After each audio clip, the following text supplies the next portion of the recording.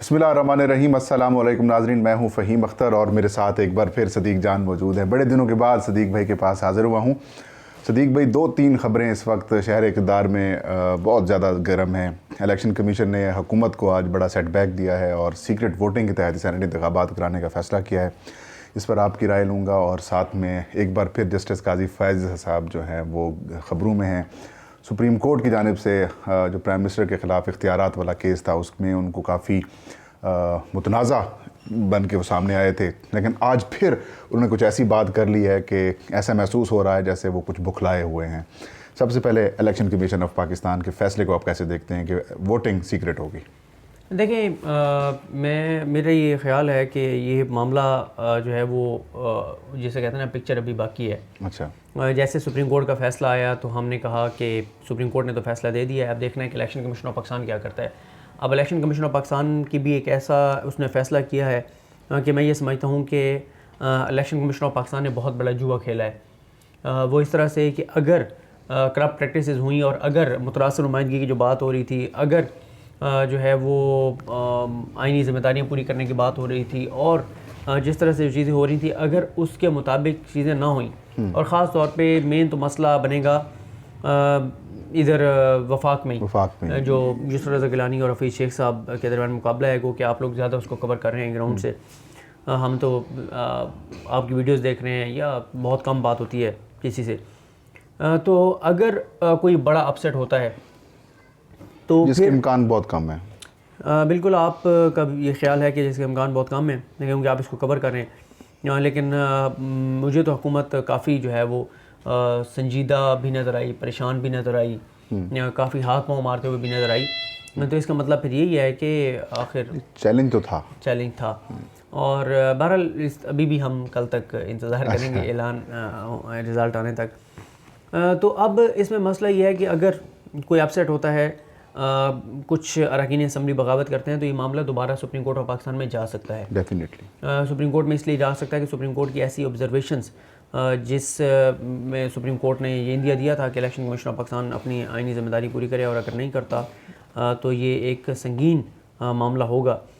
तो इसलिए ये अब इलेक्शन कमीशन ऑफ पाकिस्तान जब इतना उन्होंने अपने ऊपर बोझ लिया है तो अगर कुछ गलत हुआ तो काफ़ी उनके लिए मामला इलेक्शन कमीशन के लिए गड़बड़ होंगे। और ये मामला बहरहाल मुझे तो अगर कोई सिंध में 2 सीटें पीपल्स पार्टी को ज़्यादा मिल जाती हैं या इधर कोई अपसेट हो जाता है तो ये मामला ज़रूर परेशानी की वजह बन सकता है। सुप्रीम कोर्ट ऑफ पाकिस्तान में जाएगा और अभी ये शायद आज भी सुप्रीम कोर्ट में चला जाता मामला, लेकिन क्योंकि खालिद जवेद खान साहब उनको कोविड हो गया है अटॉर्नी जनरल पाकिस्तान को, अगर वो होते तो शायद वो आज ही टेकअप कर देते। और दूसरा, मैं इस बात को बिल्कुल नहीं मानता कि जी वो टाइम शॉर्ट था, तो टाइम तो 11 मार्च तक आगे भी लेके जा सकते थे। 3-4 दिन आगे किया जा सकता था, पोल डे आगे किया जा सकता था, तब्दील किया जा सकता था। ज़ाहिर है अगर इस तरह का संगीन मामला है। 2 दिन उन्हें पूरी मशावरत की, बड़े माहिरीन कानून से मुलाकातें भी की, उनसे मशवरे भी किए, सुप्रीम कोर्ट के वकला से, फॉर्मर चीफ जस्टिस साहिबान से और जजेस से भी मशावरत के बाद फिर ये फ़ैसला किया है उन्होंने। मेरा ख्याल है वो उन्होंने उसी तरह से मशावरत की होगी जैसे रात को मैं टीवी चैनल्स पर देख रहा था। 90% वो वकला एज ए माहिरीन कानून थे, दे रहे थे, राय दे रहे थे कि अगर आप इसको ज़रा, हाँ जी, तो मैं बात कर रहा था कि मैंने जब देखा कि कौन माहिरीन कानून है तो उनमें 90% तादाद उन लोगों की थी जो या तो बरे रास्त उनका ताल्लुक पीडीएम की जमातों से है, सही, या उनके पास बड़े तगड़े करोड़ों रुपए के केसेस हैं पीडीएम के उन लीडर्स के जिनके ऊपर करप्शन के इल्ज़ामात हैं, जो जेलों में हैं या जेलों से बाहर आ चुके हैं या जिन्होंने उनकी ज़मानतें करवाई हैं, तो उनको माहिरीन कानून बनाकर और उनसे राय ली जा रही थी। तो मेरा ख्याल है वैसे ही इन्होंने राय ली। इलेक्शन कमीशन ऑफ पाकिस्तान ने, मैंने तो रात ही कह दिया था कि अगर इलेक्शन कमीशन ऑफ पाकिस्तान के मेम्बरान ने रात टीवी देख लिया होगा को 5-6 टॉक शोज़, और मैं तो बहरहाल अभी मैंने वो करने हैं कुछ क्लिप्स भी शेयर करूँगा कि कुछ लोग जिनको बहुत बड़ा माहिर करके बिठाया गया था और उनके मैं आपको क्लिप दिखाऊंगा तो आपको अंदाज़ा होगा जो ग्राउंड पे रिपोर्ट कर रहे हैं, जो सुप्रीम कोर्ट को कवर कर रहे हैं या इलेक्शन कमीशन ऑफ पाकिस्तान को, उनको वो फैक्ट्स पता हैं, वो उनको बुनियादी फैक्ट्स ही नहीं पता जिनको वो माहिरीन के तौर पर वहाँ पर बिठा रहे हैं। मैं ये नहीं कह रहा कि उनको कानून आता नहीं है, सही, हर केस के अपने फैक्ट्स होते हैं। बिल्कुल, मैं वकला की बात नहीं कर रहा, एक और साहब थे, उनका भी मैं आपके साथ क्लिप भी शेयर करूंगा उनके, सही। और आपको दिखाऊंगा। बहरहाल आ तो गई है जी सदीक साहब, अब मामला तो हो गया। पीडीएम के लिए बड़ी खबर है, उनके लिए खुशखबरी है, उनके लिए खुशाइंद है, हुकूमत के लिए बड़ा एक झटका भी है, झटका है, और इलेक्शन कमीशन के लिए जुआ है, इलेक्शन कमीशन के लिए जुआ, क्योंकि सुप्रीम कोर्ट दोबारा बुला सकती है अगर किसी को भी मैंडेट से हट कर चीज़ें मिल गई। बिल्कुल। दूसरी खबर पे आते हैं, काजी फैज साहब क्या चाह रहे हैं, क्या कह रहे हैं, क्यों बुखलाहट का शिकार हैं? काजी साहब का ख्याल आज ये है, हुआ क्या है, जरा कोर्ट रूम का नक्शा बता दें। काजी साहब एक तो आज तीसरी बार अदालत में आए हैं। ठीक है। पहले एक बार आए थे, फिर कल आए, और आज तीसरा दिन था उनका कि खुद कोर्ट रूम में आए और उन्होंने आके दलाइल दिए।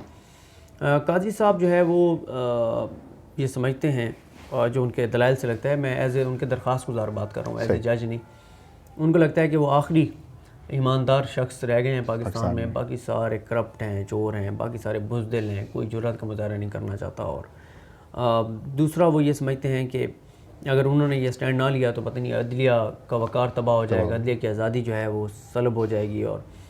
और काजी साहब जो हैं वो ऐसी बातें कर रहे हैं जैसे वो बेंच में बैठे हुए जज्बाती हो जाते हैं अक्सर, और इसी तरह से आज दलाइल में भी वो कई मौक़ों पर जज्बाती नज़र आए, और जब फ़ौज के ख़िलाफ़ बात कर रहे थे और एजेंसीज़ के ख़िलाफ़ बात कर रहे थे, और लेकिन उन्होंने एक तरह से उन्होंने बहुत सारी वो बातें की जो जस्टिस शौकत अजीज़ सिद्दीकी साहब ने एक ओपन एक प्रोग्राम में की, वही काजी फैसल साहब ने जो है वो कोर्ट रूम के अंदर की। लेकिन फ़र्क ये था कि उन्होंने नाम लिया था और उन्होंने नाम नहीं लिया, और उन्होंने कहा कि मैं नाम इसलिए नहीं ले रहा कि मैंने नाम लिया तो मेरे खिलाफ एक और रेफरेंस जो है वो आ जाएगा। काजी साहब का जो मेन मसला है, उनकी जो फ्रस्ट्रेशन की वजूहात हैं वो ये हैं कि सुप्रीम कोर्ट का वो जो फैसला है 7-3 से, हाँ, उसमें 7 जजेस जो हैं उन्होंने कहा कि मामला एफबीआर के पास जाएगा, एफबीआर तहकीकात करेगा, एफबीआर तहकीकात करके रिपोर्ट चीफ जस्टिस पाकिस्तान जो कि सरबराह सुप्रीम जुडिशल काउंसिल के चेयरमैन हैं उनको देंगे, और वो आज को जो कार्रवाई का इख्तियार है उसके तहत कार्रवाई कर सकते हैं।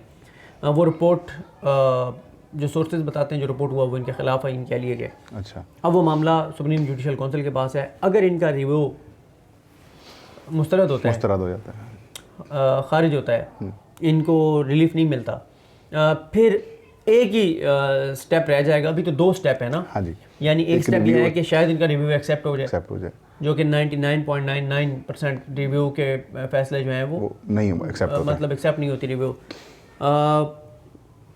दूसरा, अगर यहाँ से ये आगे जाते हैं और वही सुप्रीम, फिर वो एक ही जगह रह जाएगी और वहाँ से रिलीफ भी मिल सकता है, और बरतरफी भी हो सकती है। लेकिन पता नहीं क्यों मुझे वैसे, क्योंकि पाकिस्तान में मसला ये है कि पाकिस्तान में कोई भी प्रेडिक्शन नहीं की जा सकती। जैसे इत्तेज़ाज़ हसन साहब कहते होते हैं कि पाकिस्तान में माजी के अलावा किसी चीज़ की प्रेडिक्शन नहीं हो सकती।